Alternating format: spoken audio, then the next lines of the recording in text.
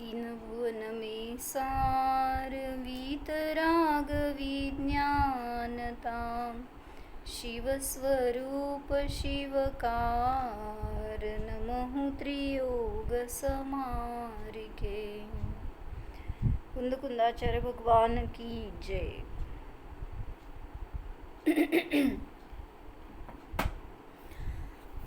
कुंदाचार्यांच्या संघामध्ये जे शिष्य होते तर त्या शिष्यांना मार्गदर्शन करतायत, त्यांना काही दोष झाला तर प्रायश्चित्त देत आहेत किंवा त्या शिष्यांची भूमिका कशी आहे हे छान घेतलं की ते पण इतके विरागी आहेत, इतके वितरागी आहेत की त्यांना सुद्धा आता दीक्षेची ओढ आहे. म्हणजे बघ त्यांच्याजवळ राहून आचार्यांच्या जवळ त्यांच्यासारखी साधना करण्याचे भाव किंवा एक निर्भरता कशी आहे ज्ञानामध्ये असं छान घेतलं की अहो चैतन्य आनंदमय सहज जीवन हमारा आहे असं ते म्हणतायत सगळे शिष्य. असं थोडं काल वाचलं आम्ही त्याच्याबद्दल. सगळे शिष्य मिळून पहाटे 4 वाजता उठून स्वाध्याय करतायत 4 ते 5 त्याच्यानंतर 5 ते 6 सामायिक भक्त्या प्रतिक्रमण आधी, म्हणजे त्यांचं सगळं रुटीन सांगितलं कसं आहे. तिथे चटे आहे काका, चटे आहे कोपऱ्यात. मग त्याच्यामध्ये सांगितलं त्यांना की इतके वैराग्याचे परिणाम आहेत त्या शिष्यांचे, पण ते पण जसं आचार्यांची चर्या आहे तशी चर्या करतायत. ज्ञान ध्यान साधना ह्याच्यामध्ये तत्पर आहेत. त्यामुळं असं छान घेतलं त्या भजनामधून सुद्धा त्यांचे परिणाम कसे राहतात ते. कितने ही बाल ब्रह्मचारी भाई दिन रात यही भावना अंतर में भाते रहते थे. निर्ग्रंथों को देखकर उनके संग रहने से यह रंग तो लगने का आश्चर्य भी नहीं है. मिळालं, निर्ग्रंथ भावनाच्या वर आहे. कुछ ब्रह्मचारी जो मुनि बनने के इच्छुक उत्कृष्ट तैयारी वाले थे वे नग्न सामायिक करते.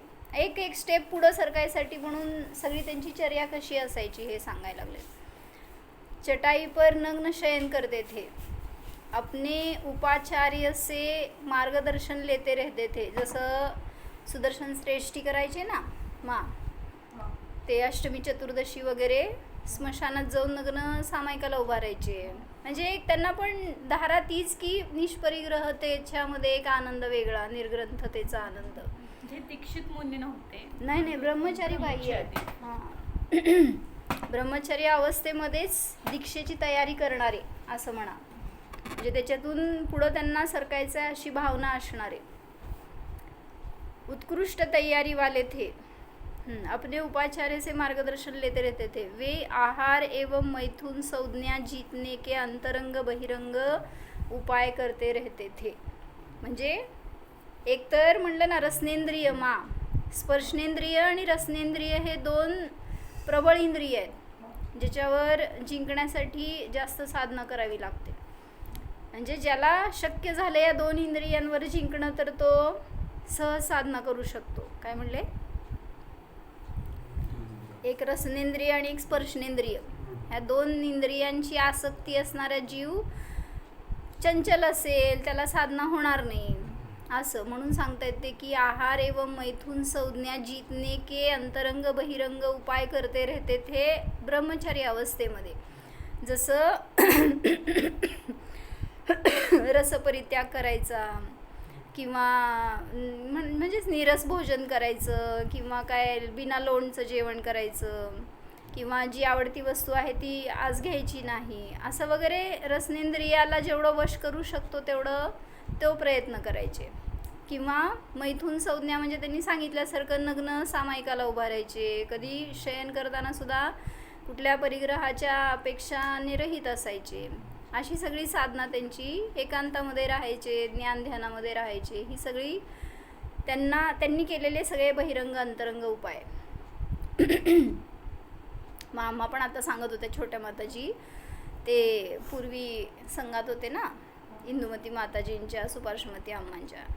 तर म्हणले सुपार्श्वमती अम्मा पण असं 4 महिन्याचं असं काहीतरी नियम द्यायचे एक सुरुवात करताना चतुर्मासाची प्रतिष्ठापना करताना संयम म्हणून एक, आता हे सगळे ब्रह्मचारी होते त्यांच्या संघात, तर ते म्हणले की 6 नीरस भोजन करायचे 4 महिन्यामध्ये, 6 दिवस सगळे रस त्याग, असं कधी पण करा, पण असं एक संयमासाठी म्हणून. परत एक माताजींचा संघ आला होता सोलापूरला, त्यांनी पण असं केलेला नियम, प्रत्येकाचे वेगळे वेगळे रूल्स असतात. तर त्यांनी सांगितलं तुम्हाला 4 महिन्यामध्ये किती दिवस येतात, 120 दिवस येतात, त्यातले 20 उपवास करायचे, कधी पण करा, म्हणजे 100 दिवस खावा असं म्हणायचं होतं त्यांना. तुम्हाला खायचे भाव असतील तर 20 दिवस फक्त उपवास करा असं. आता कोणाची शक्ती कशी असती तशी, पण ते एक झुंपायचं असतं त्याच्यात शेवटी, संयमाचं पण परीक्षा घेण्यासाठी स्वतःच्या, ज्याची आहे तसं सामर्थ्य तो करत असणार. तसंच सांगता तिथं पण की ते सगळे ब्रह्मचारी असे डिवोटेड होते धर्माच्या प्रती, पूर्ण समर्पण, त्यामुळं पुढं सरकण्याचे भाव म्हणून ते सगळा असा पुरुषार्थ करत होते. अपने भावों का परिमार्जन करने वाला जीतता ही है, म्हणजे भावांचं परिमार्जन करायचं म्हणजे म्हणजे सगळे दोष असतील तर ते नष्ट व्हावेत ह्याच्यासाठी पुरुषार्थ करणारा, प्रयत्नशील असणारा. छिपाने वाला हारता ही है, जो आपल्या परिणामांना, आपल्या दोषांना, आपल्या पापाला झाकतो तो नियमाने पुढे सरकू शकणार नाही. म्हणूनच माताजी म्हणायच्या, शल्य असेल जर अंतरंगामध्ये तर साधना नाही, समाधी नाही, कसलं संलेखनाने काहीच करू शकणार नाही. म्हणून पहिल्यांदा शल्य व्यक्त करायचं, त्याचं परिमार्जन करायचं. आपल्याला जे काय भाव चुकले असतील, कधी काय आपल्याला आपल्याकडून दोष घडला असेल तर त्याचं प्रायश्चित्त घेतलं तर खरोखर निर्भार होतो जीव. म्हणजे मग पुढं सरकताना इतकं निर्मळतेने सरकत जातो की काय आता आपल्याला, आपण पण मुनींसारखे, अशी एक भावना अंतरंगामध्ये येत जाते. अतः यहाँ दोषों का विस्मरण नहीं, विसर्जन किया जाता था. छान घेतलं काय मा, दोषांचं विस्मरण नाही करायचं, विसर्जन करायचंय, हा भाव पाहिजे. आपण काय करतो, जाऊ देत, झालंय आता लय आठवायचं, म्हणजे पूर्वी केलाय दोष तो आता नाही आठवायचा असं म्हटल्यावर दोष संपले का हो? म्हणजे संपवण्याचा भाव नाही आला तिथं. भाव काय आला, आपण विसरायचं आणि कोणाला समजू नाही द्यायचं, म्हणजे राहिला आपल्या जवळ असतो. म्हणून सांगतायत की दोषांचं, हे चांगले वाक्य लिहून ठेवायचे भैया, दोषांचं विस्मरण नाही तर विसर्जन करायला हवं. आपल्या जीवनात पण ते वाक्य चांगले आहे ते घ्यायच्यासाठी. विश्व का ऐसा कौन सा द्रव्य या उसका परिणमन है जो मेरे परमात्म तत्व को आच्छादित कर दे. म्हणजे कुठलं द्रव्य, कुठले गुण, कुठले पर्याय माझ्या स्वभावाला झाकू शकतील असं कोणीही नाही. का? कारण प्रत्येक द्रव्य स्वतंत्र आहे, व्यक्त आहे, असं काय झाकलेलं नाही आहे. तुमचा आत्मा झाकलेला आहे का उघड्या हो? बघताय का, एकदा बघून सांगा. आत्मा व्यक्त आहे का अव्यक्त आहे? मा व्यक्त आहे, म्हणजे माझ्या ज्ञानाला तो विषय देऊ शकतो ना मी, म्हणजे आहे. अव्यक्त असेल तर जाणू शकणार नाही. म्हणून सांगतायत कथनचित व्यक्त आहे आत्मा. म्हणून कुठलंही विश्वातलं द्रव्य, त्याचं परिणमन परमात्म तत्वाला झाकू शकत नाही, आच्छादित करू शकत नाही. ऐसे साहस में निम्न भावनाएं भाई ही जाती है. काय विचार करत असणार सांगा, त्या संघातले ते ब्रह्मचारी जे त्या आचार्यांकडे बघून प्रेरित झालेत. झालाय ना तुम्ही, काय म्हणणार सांग. तर त्यांनी छान घेतली भावना ती खाली. निर्ग्रंथता की भावना बहो सफल मेरी, बीते अहो आराधना में हर घडी मेरी. असं विचार करा ना, ते ब्रह्मचारी आहेत आणि ही भावना करतायत. विशाल भैया काय, मला निर्ग्रंथ बनायचंय. निर्ग्रंथता की भावना बहो सफल मेरी. म्हणा की एकदा. ते घ्या की भजन तुमच्या ह्याच्यामध्ये, ॲटलिस्ट फोटो काढून, म्हणजे म्हणता येईल. बीते अहो आराधना में हर घड़ी मेरी. असं प्रेरित आहेत ना ते शिष्य, बस मला आता दीक्षाच घ्यायची आहे. त्यामुळं निरंतर भावना तीच आहे, माझी आराधनेमध्येच निरंतर लय राहो. करके विराधन तत्व का बहु दुख उठाया, आराधना का यह समय अति पुण्य से पाया. मिथ्या प्रपंचों में उलझ अब क्यों करूँ देरी, बीते हो आराधना में हर घडी मेरी. मिळालं ना तुम्हाला? काय सांगितलं? करके विराधन तत्व का बहु दुःख उठाया. कधी? निरंतर, आतापर्यंत रोज सतत तत्वाचं विराधना केली म्हणजे स्वभावाच्या विरुद्ध राहिलो, स्वभावाकडे आलो नाही, हीच विराधना आहे खरी. आणि त्यामुळं मला बहु दुःख उठाया, आराधना का यह समय अति पुण्य से पाया. सगळ्यांना मिळत नाही अशी आराधना करायला. विशाल भैया काय करताय? आराधना करताय का विराधना करताय? आराधना म्हणजे विचार करा की इथं कंपाऊंडमध्ये असणारे किती जीव धर्माला जोडलेले, किती जीव स्वाध्याय ध्यान ह्याच्यामध्ये तत्पर. म्हणजे सगळं आहे अनुकूलता, पण असं मिळायला भाग्य लागतं, पुण्य लागतं. जरी त्या मंदिरात जात आहेत बरं का आता हे काम करणारे सगळे लोक म्हणा, पण किती तिथं ऐकावं असे भाव, किती तिथं बसून ध्यान करावं, दर्शन करावं असे किती भाव. म्हणजे किती पुण्य पाहिजे त्याला, ते सगळं मिळालं आहे आपल्याला. आणि मग पुढं सरकण्याचे भाव किती, हे मिळालंय बास. इथंपर्यंत थांबणारा जीव विकास करू शकत नाही. मिथ्या प्रपंचो में उलझब क्यों करू देरी. मग सगळ्या प्रपंचांमध्येच अडकलोय मी अजूनपर्यंत, पण धर्मात येऊन सुद्धा तर मला आराधना करता येणार नाही. जब से लिया चैतन्य के आनंद का स्वाद, रमणीक भोग भी लगे मुझको सभी निस्वाद. निज अंतरंग में ही दिखे प्रभुता मुझे मेरी, हो आराधना में हर घडी मेरी. म्हणजे दिसतेत का असं ते साधक आहेत आणि ते अशी भावना करतायत, म्हणजे त्यांना दुसरे काय विचार असणार हो ज्ञानामध्ये. सतत हा विचार की विचार करा की तुम्हाला उद्या लग्न करणार आहे, एखाद्याचं लग्न ठरलंय, 4 दिवसांनी लग्न आहे, निरंतर धारा काय हो त्याची ज्ञानामध्ये, म्हणजे त्याच्याच विषयी सगळे विचार ना. मग तसंच आहे इथं पण सांगतायत, निर्ग्रंथ दीक्षा घ्यायची आहे मला, इतका आनंद आहे अंतरंगातून, तर निरंतर विचार तेच आहेत. त्यामुळं दुसरं काय चिंतनामध्ये विषयच नाही आहे, दुसरा स्वादच नाही आहे, हे सांगतायत. जब से लिया चैतन्य के आनंद का स्वाद, रमणीक भोग भी लगे मुझको सभी निस्वाद. रमणीक सगळे भोग रमणीक वाटतायत, पण ते सुद्धा वाटतायत नाही आहेत. म्हणून सांगतायत इंद्रियांचे भोग कधीही तुम्हाला आनंद, कधीही तो स्वाद देऊ शकत नाही जो अतिंद्रिय विषय देऊ शकतो. निज अंतरंग में ही दिखे प्रभुता मुझे मेरी. असा तो अंतरंगामध्ये प्रभुतेचा आस्वाद घेणारा जीव निरंतर आराधनेमध्येच राहू शकतो आणि त्यामुळेच तो पुढे सरकण्याची भावना करू शकतो. पर मैं नहीं कर्तृत्व कुछ भी भासता मुझको, अधिकार भी दिखे नहीं जग में अरे कुछ भी.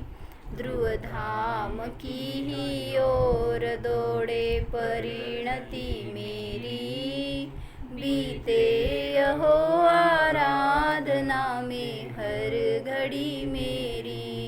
होती का अशी भावना भैया? काय बीते अहो आराधना में हर घडी मेरी. काय भावना करता सांगा खरं खरं दुकानात बसल्यावर. माझी सगळ्या घडी आराधनेमध्ये जाऊ दे ना. तिथं बसून भावना तर करा. बसावं लागतंय, तुमचं दोष आहे, पाप आहे, पण तिथं बसून भावना तरी आपण ही केली तरी स्वभावाकडेच आहोत. पर मैं नहीं कर्तृत्व कुछ भी भासता मुझको. कसलं कर्तृत्व?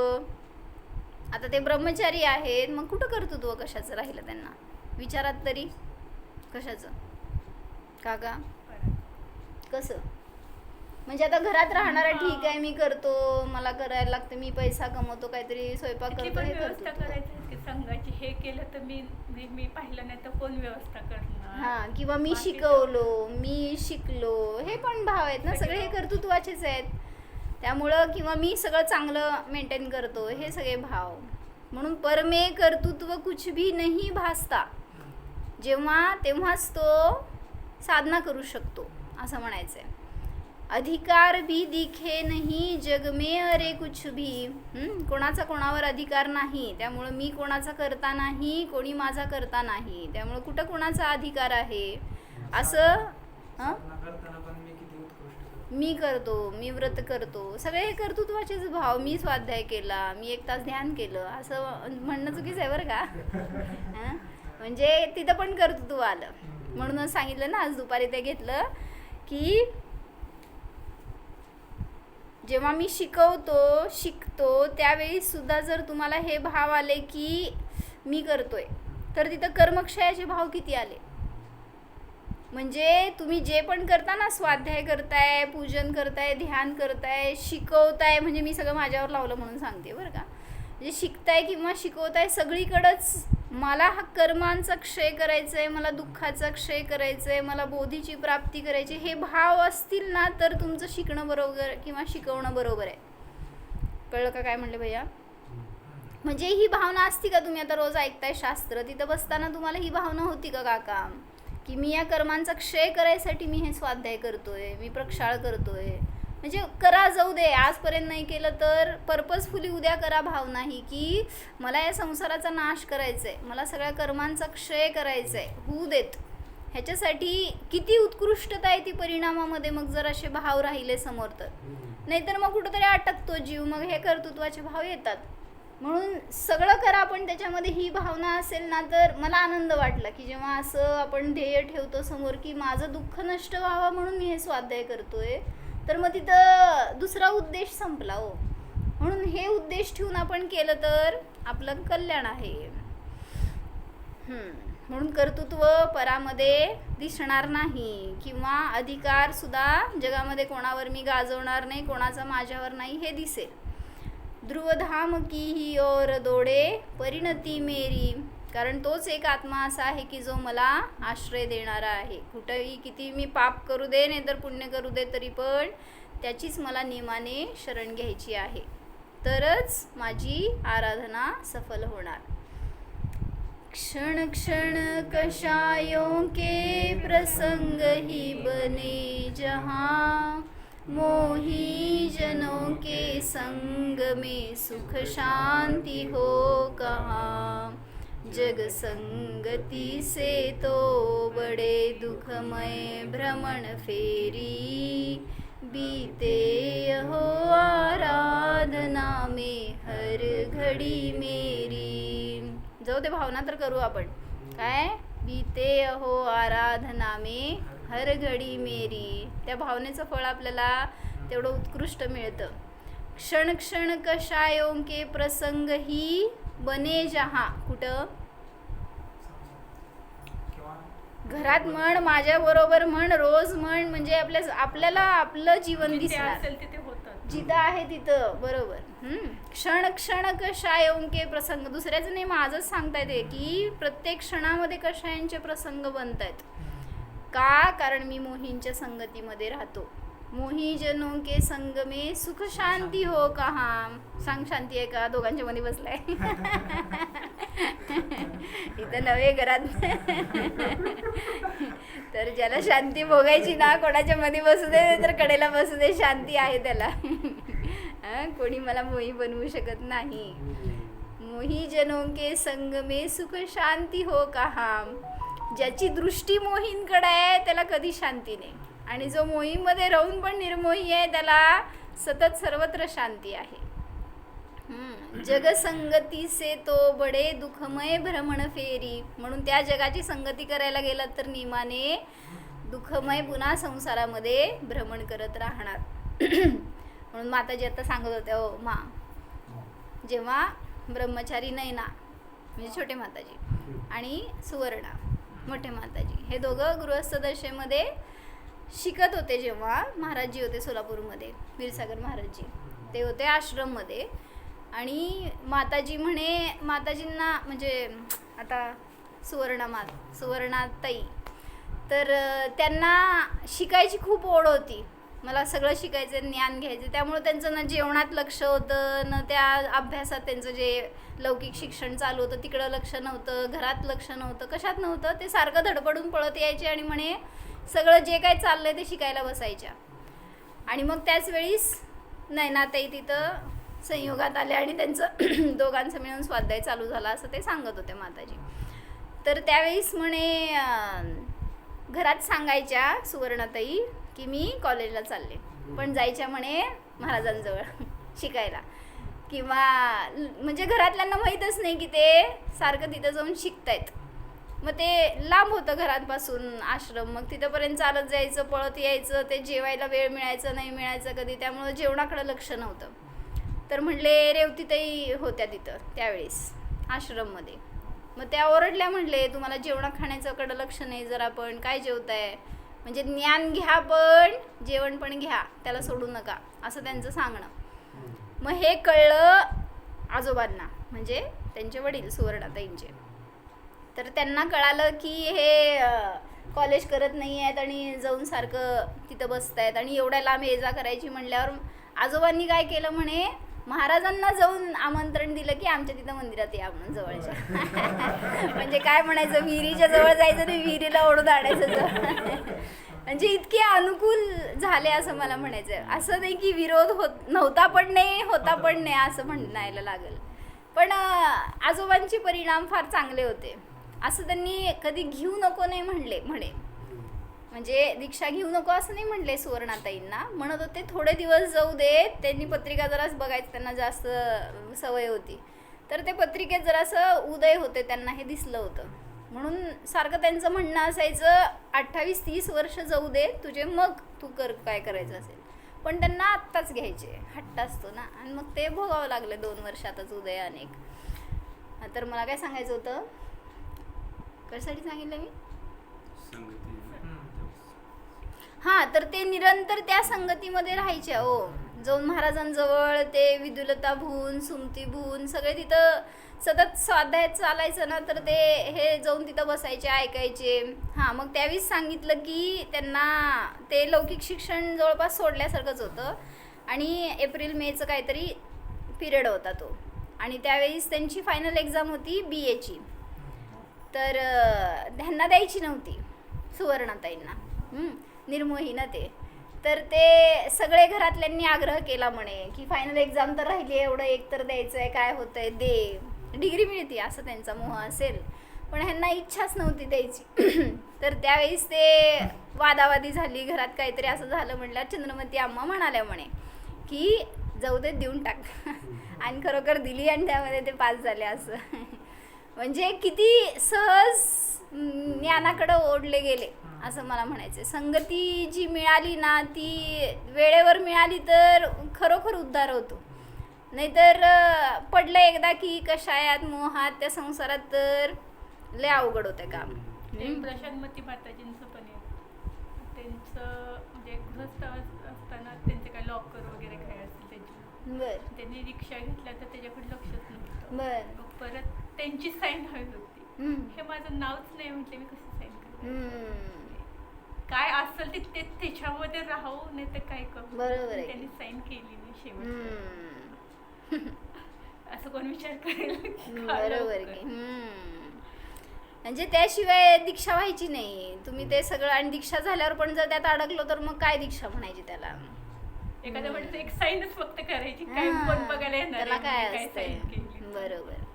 अशी निर्मोहता प्रगट व्हायला. बँकेमध्येच काम करत होते, ते बँक अधिकारीच होत्या मोठ्या. बर गृहस्थ अवस्थेला. बर बर. म्हणजे मोह सुटला त्याचा तरच तो ते सोडू शकतो, नाहीतर नाही. विशाल भैया कोणाचा सोडायचा आहे, सोडणारच असं तरी म्हणा, जाऊ देत. छान आहे, एकदा परत म्हणू ते कडवं क्षण क्षण कषायों के प्रसंग ही बने जहाँ, मोही जनों के संग में सुख शांति हो कहाँ।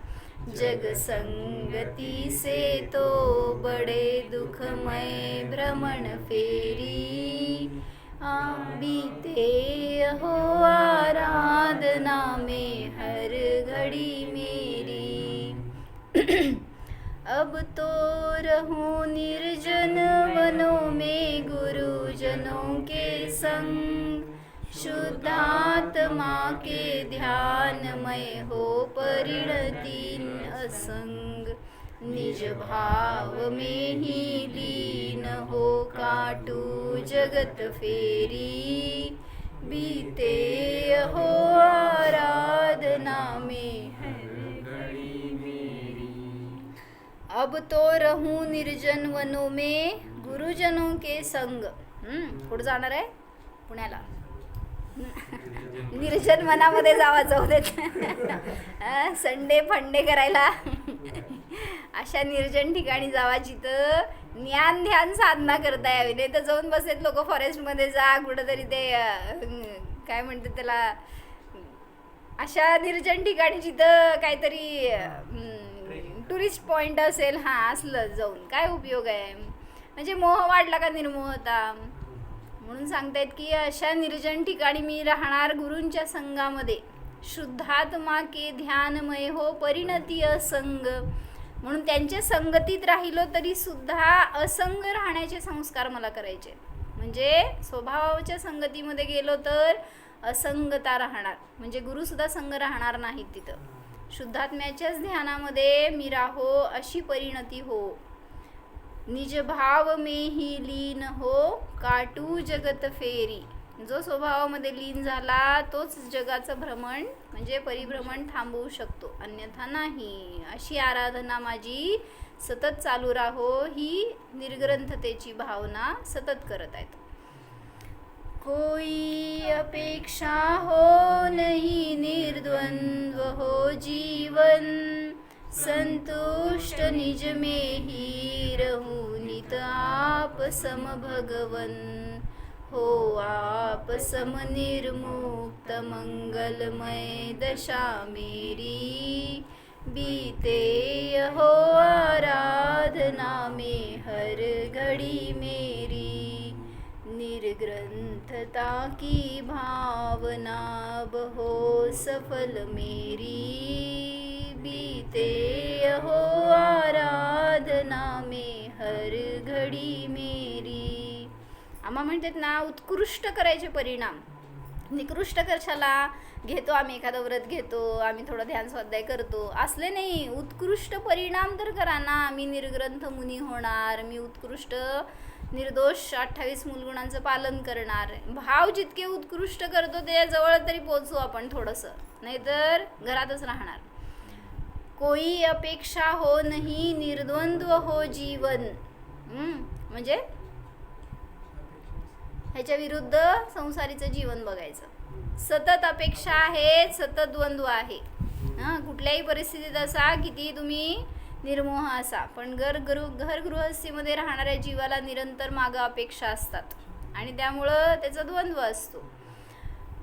संतुष्ट निज में ही रहूं नित आप सम भगवन. हे भगवान तुम्ही कसे संतुष्ट आहात. दिसले का भगवान संतुष्ट आहे, तसा मी सुद्धा संतुष्ट आहे. तसं मला राहायचंय संतुष्ट स्वतःमध्ये.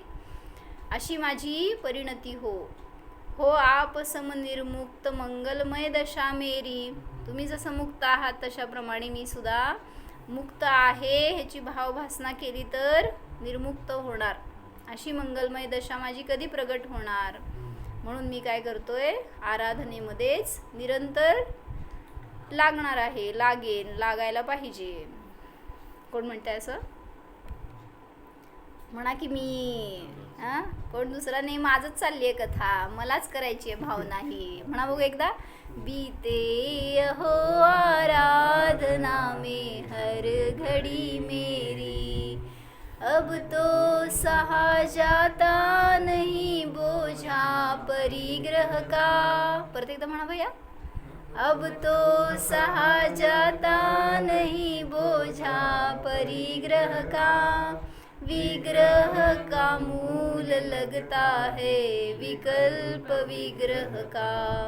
स्वाधीन स्वाभाविक सहज हो परिणति मेरी, बीते हो आराधना में हर घड़ी मेरी। निर्ग्रंथता की भावना अब हो सफल मेरी, बीते हो आराधना में हर घड़ी मेरी। अब तो सहा जाता नहीं, खरं खरं म्हटलंय का खोटं खोटं म्हटलंय? करा ना भावना तर करा की असं मला आता परिग्रहाचं ओझं नको नको नको. म्हणून काल केली त्यांनी भावना त्या सगळ्या ब्रह्मचारींनी बसून की मी निर्भार आहे. किती सुंदर भावना आहे ती. तेवढ्यामध्येच सांगितलं अहो चैतन्यमय आनंद, काय अहो चैतन्य आनंदमय सहज जीवन हमारा आहे. कोण म्हणू शकणार?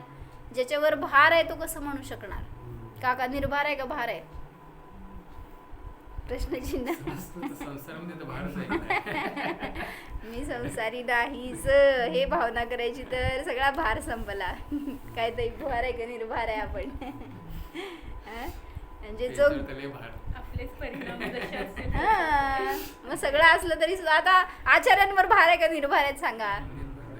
मग भार इतका मोठा, किती मोठा संघ आहे माहिती? हजारो शिष्य आहेत समोर, मग भार आहे का निर्भार आहेत?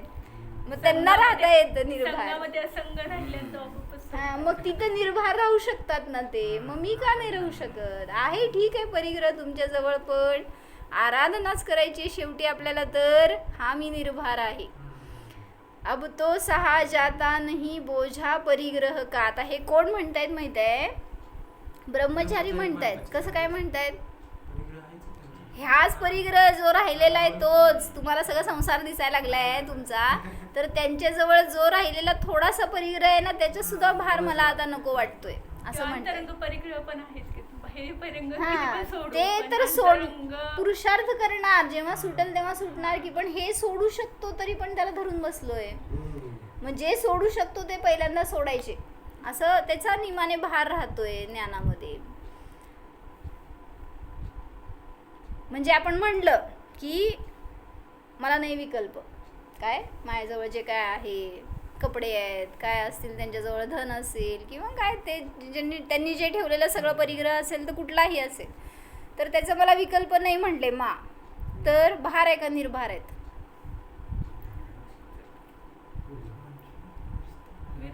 म्हणणं वेगळं, भावना वेगळी, तसं भाव भासना करणं वेगळं. पण जेव्हा ठेवतोय ना जवळ परिग्रह, तर नियमाने विकल्प राहतात.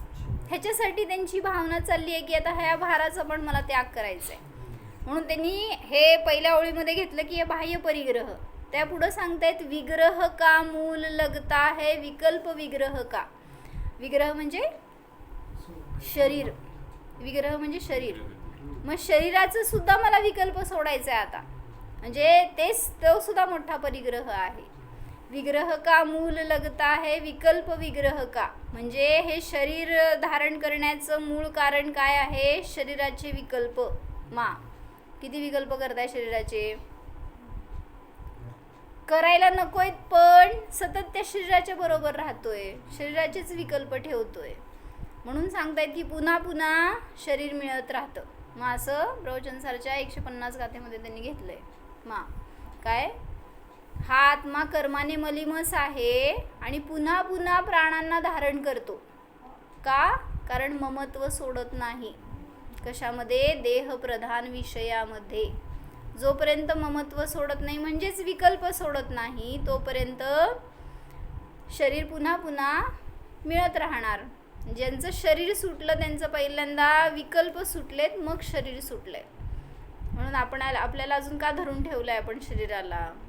का अजून आपल्याला मिळतंय शरीर? तर अजून त्या विकल्पामध्ये आहे. आता मला ध्यानाच्या द्वारे ते विकल्प सुद्धा नष्ट होत अशी भावना करतायत. स्वाधीन स्वाभाविक सहज हो परिणती मेरी, अशी माझी सहज स्वाभाविक परिणती निरंतर हो आणि सतत माझी त्या आराधनेमध्येच सर्व घडी सर्व जीवन माझं त्यामध्येच व्यतीत हो आता. निर्ग्रंथता की भावना अब हो सफल मेरी. म्हणा की हर घडी मेरी. म्हणलाय का निर्ग्रंथ बनायचंय मला, तर मला त्याची भावना करायला पाहिजे. जाऊ दे मारून त्या शब्दांचा तरी घाव घाला की आपल्यावर, त्याचा पण परिणाम होत असतो. मला निर्ग्रंथ बनायचंय, मला मुनी बनायचंय, मला अशी निर्विकल्प साधना करायची आहे. दिन रात उनमें यही चर्चा का विषय बना रहता था. सगळ्या शिष्यांमधलंच चाललंय बरं का हे. शिष्य सगळे एकमेकांमध्ये हीच चर्चा सतत करत असत. निर्ग्रंथ मुनियों के लिए आवश्यक 28 मूल गुणों, उत्तर गुणों, बाह्य अभ्यंतर तप आदि का दृढ़तापूर्वक पालन आदि का आचार्य श्री स्वयं पालन करते थे. म्हणजे कुंद आचार्यांची चर्या आगमानुसार जसं सांगितलं तसं निर्दोष होती आणि एकदम दृढतापूर्वक पालन करत होते. और सभी साधुओं और मुनियों को भी इसी का उपदेश देते थे. जसं स्वतः पालन करतो तसंच इतरांना पण उपदेश दिला जातो. त्याच्यामध्ये मी एक पालन करणार आणि दुसरं सांगणार तर त्याचा प्रभाव नसतो. म्हणजे म्हणूनच माताजी नेहमी काय सांगायच्या, जाणणार आहे तुम्हाला सांगत होते ना, चालणारा नाही जाणणारा आहे, खाणारा नाही जाणणारा आहे. ऐकलं असेल तर. का सांगू शकत होत्या त्या? निरंतर जाणत होत्या म्हणून सांगू शकत होत्या. आणि म्हणून मी म्हटलं होतं मध्ये पण की त्यांच्या सांगण्याचा प्रभावच वेगळा होता. आपण सांगतोय तर ती धारा निरंतर आपली नाही आहे म्हणून तेवढं तुमच्यावर परिणाम होत नाही. हो म्हणा. हो म्हणते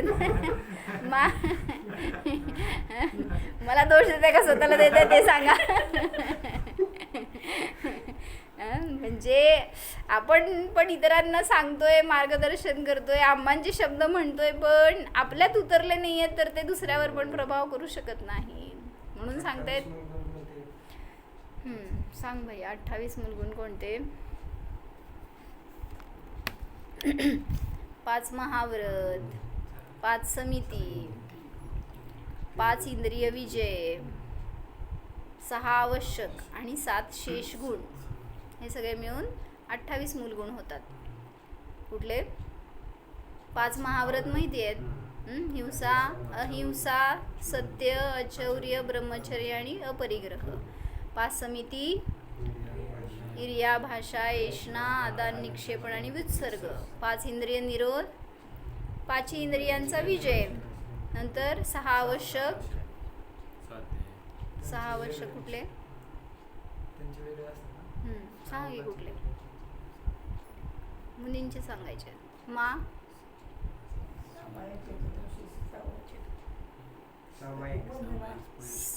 समता समारे थुती उचारे वंदना जिन देव की नित करे प्रतिक्रमण करे श्रुतिरुती करे तजे तन हमेव की. म्हणजे समता, स्तुती, वंदना, स्वाध्याय, प्रतिक्रमण आणि वित्सर्ग. करे श्रुतिरती आलं की त्यात, म्हणजे स्वाध्याय पण आला. नाही तुम्ही काय सांगताय? प्रतिक्रमण करे श्रुतिरती करे प्रतिक्रम तजे तन हमेव को. काय सर्ग आलं? प्रत्याख्यान नाही येत, प्रतिक्रमण येत आहे. स्वाध्याय, प्रतिक्रमण आणि काय सर्ग. सांगा काय सांगितलं?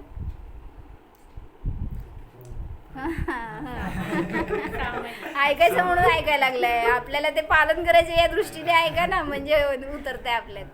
समता म्हणजे सामायिक, स्तुती, वंदना, पुढं स्वाध्याय, प्रतिक्रमण आणि काय सर्ग. हे 6 आवश्यक झाले. आणि 7 शेष गुण कुठले? अदंत धोवन, अस्नान, नग्नत्व, केशलोच, खडे आहार, भूमी रे एक प्रहर शयन आणि काय राहिलं? एकासन. खडे आहार आणि एकासनाचं 2 येतात ना. तर असे 7 शेष गुण, त्यालाच उत्तर गुण म्हणलं तरी चालतंय. तर निर्ग्रंथ मुनींसाठी जे आवश्यक असणारे सगळे हे गुण आहेत, बाह्य अभ्यंतर 12 प्रकारचे तप आहेत, त्याला दृढतापूर्वक स्वतः ते पालन करत होते, म्हणून तसा इतरांना पण उपदेश देत होते. आणि असतं असं, कारण संघामध्ये जर ते उत्कृष्ट पालन करत असतील तर त्यांचा आदर्श समोर ठेवला जातो, त्यांच्याप्रमाणे पाळण्याचा प्रयत्न केला जातो. म्हणून आम्हा पण नेहमी ध्यानाचा वर जोर ते स्वतः द्यायच्या, त्यामुळं इतरांना त्याचा प्रभाव होता. म्हणजे ते ध्यान करतायत, ते सतत असं आमच्यासारखं शास्त्र घेऊन वाचत बसणं असलं वगैरे, त्यापेक्षा ते सतत प्रॅक्टिकल करत होत्या. त्यामुळं तसं प्रॅक्टिकल करायचे भाव त्यांच्याकडे बघून होत होते, तसे संस्कार होत होते. म्हणून जसं ते करतायत आचार्य, तसंच ते सगळे संघातले इतरांना पण ते भाव, तशा प्रकारचं मार्गदर्शन सहज मिळत होतं. षट आवश्यक के पालन के साथ ही आत्मस्थिरता और वीतरागता बढ़ाने की भावना से वे एकांत में विशेष साधना के साथ निजानंद और समता का अपूर्व आनंद अनुभव करते रहते थे. कोण? आता ब्रह्मचारींचं सांगतायत. षट आवश्यक पालन करत होते ना, म्हणजे आचार्यांचं तर सांगितलं, ते सगळं स्वतः आपल्या मूलगुणांचं उत्तरगुणांचं पालन करून इतरांना उपदेश देत होते, तसा मुनींना किंवा गृहस्थींना सगळ्यांना. पण हे जे ब्रह्मचारी होते संघातले, ते स्वतः किंवा श्रावक पण म्हणा, तर ते षट आवश्यकाचं पालन करत आत्मस्थिरता आणि वितरागता वाढवण्यासाठी त्या भावनेने एकांतामध्ये विशेष साधना करायची आणि आनंदाचा आणि समतेचा असा अपूर्व अनुभव घेत होते. म्हणजे ते जसं आचार्यांचं मार्गदर्शन होतं त्याच्यानुसार चालण्याचा, त्यानुसार पुढं सरकण्याचा प्रयत्न करत होते. इस प्रकार सम्यक तप और साधना से आचार्य कुंद को अनेक रुद्धिया प्राप्त हुई. म्हणूनच ते म्हणलं ना, चारण वृद्धी होती त्यांना. म्हणून तर ते विदेह क्षेत्रामध्ये गमन केलं तरी सुद्धा त्यांना कुठले हिंसेचे आधी दोष नाही लागले. यद्यपि उन्हें सहज में ही प्राप्त हुई इन रुद्धियों का जरा भी मोह न था, स्वाभाविक ही है, यह तो सहज प्राप्त हुई थी, उनके जीवन का लक्ष्य तो अलग ही था. म्हणजे काय समजून सांगायच्यावर ना, ज्याचं लक्ष रुद्धी असेल त्याला रुद्धी प्राप्त होत नाहीत, आणि ज्याला रुद्धी प्राप्त झाले त्याचं त्याच्याकडे लक्ष नसतं. काय म्हणले सांगा? आता काय, ज्याला ते लक्ष आहे रुद्धी प्राप्त करायची आहे त्याला कधीच प्राप्त होत नाही, आणि ज्याला प्राप्त झाली आहे त्याला त्याच्याकडे कधीच लक्ष नसतं. मग असंच सांगितलं ह्यांचं पण. काय, त्या आचार्यांना अशी विशुद्धी होती अंतरंगामध्ये, त्याच्या निमित्तामध्ये सहज त्या रुद्धी प्रगट होत गेल्या, पण त्याच्याकडे त्यांचं जरा सुद्धा लक्ष नाही किंवा मोह नव्हता. कारण ती स्वाभाविक परिणतीची दशा आहे बहिरंगामध्ये. अंतरंग विशुद्धी वाढली की बहिरंगात उपलब्धी सहज होत जातात. तुम्हाला का नाही सांगा? हां, म्हणजे अंतरंग परिणतीच नाही आहे तशी आपली, त्यामुळं बहिरंगामध्ये काय आपण मग सारखं ध्यान करायला बसतो आणि बाहेर बघतो काय प्रगट झालं का. असं म्हणले एकदा एक जण. कुठं काय प्रगट होणार आहे हो. ते कोण होता तो? शंभू कुमार ना, शूर्पणखाचा नवरा का मुलगा? हां, मुलगा. तर त्याला ते खड्ग प्राप्त झालं होतं ना, तो पण साधना करायला बसला होता. मग ते म्हणले सारखं असं बघितलं तर बाहेर डोळे उघडून, मी एवढं ध्यान केलं तर अजून का नाही प्राप्त झालं? तर नाही झालं, म्हणजे ती रुद्धी प्रगट होणार नाही. पण जेव्हा निरंतर ध्यानात राहिला तो, त्याच्यानंतर 12 वर्षांनी ते खड्ग प्राप्त झालं. किती भया? ते प्राप्त झालेलं समजलं नाही. ते समजलं नाही, कारण अजून तो त्या ध्यानाच्या अवस्थेतच होता आणि तिकडं लक्ष नव्हतं. मग ते मिळालं. बघ, साधना एकाने करायची आणि दुसऱ्याला प्राप्ती व्हायची, असं असतं का? लक्ष्मणाला मिळालं आयतं. म्हणजे शेवटी ज्याचं त्याचं पुण्य त्याच्यानुसार त्याला त्याची प्राप्ती होते. म्हणून वृद्धीच्या लक्षाने कधी साधना करू नका हे सांगतायत. म्हणजे रुद्धी म्हणजे ह्याच घेऊ नका ज्या 8 रुद्धी सांगितल्या जातात आणि महिमा वगैरे हे असल्या, तर रुद्धी म्हणजे स्वभावाची उपलब्धी ही सगळ्यात मोठी रुद्धी आहे. शुद्धोपयोगाची प्राप्ती किंवा सम्यक दर्शन ही महान रुद्धी आहे. सगळ्या रुद्धींचं बाप आहे ही सम्यक दर्शन, कारण त्याशिवाय रुद्धींची प्राप्तीच होणार नाही. ज्याला सम्यक दर्शन आहे तोच रुद्धींना प्राप्त करू शकतो. म्हणून आपल्याला जी प्रगट झालेली ती सुद्धा रुद्धी आहे. काय म्हणजे एकदा फक्त जाणा की हा मी या शरीरापासून भिन्न निर्विकल्प शुद्धात्मा आहे. ज्याला ही उपलब्धी झाली ती महान रुद्धी आहे. मग त्याच्यानंतर पुढच्या रुद्धी येऊ देत नाही तर नाही येऊ देत, ते काय म्हणायचं बाय प्रोडक्ट आहेत. ते काय तुम्हाला मोक्षाला नेणारे नाही आहेत. पण ही सम्यक दर्शनाची रुद्धी नियमाने आपलं तिकीट फिक्स करते की तुम्ही मोक्षाला अल्पकाळामध्ये जाणारच. म्हणून स्वभावाची साधना करायला हवी. सांगा विशाल भाई.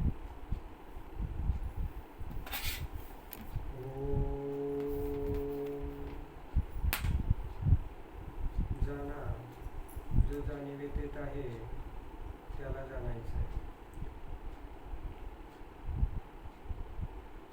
हा मी शांत स्वरूपी आहे.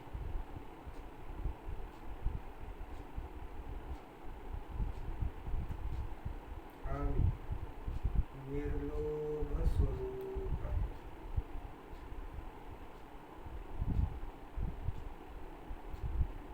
हा मी निष्परिग्रह स्वरूप आहे.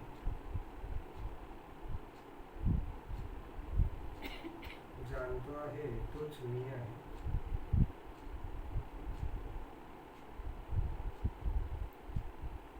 हा मी पराचा करता नाही, करविता नाही, अनुमोदन देणारा नाहीच. मी फक्त न्यायक आहे, जाणणारा आहे. हा मी निर्विकल्प स्वरूप आहे.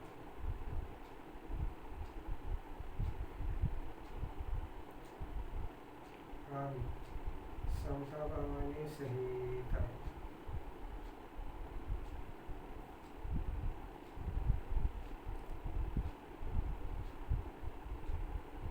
हा मी वीतराग स्वरूपी आहे.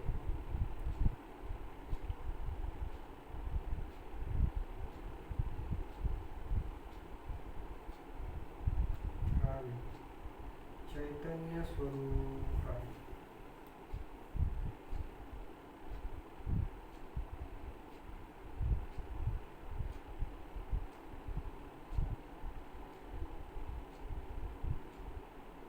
जाणतो आहे तोच मी आहे.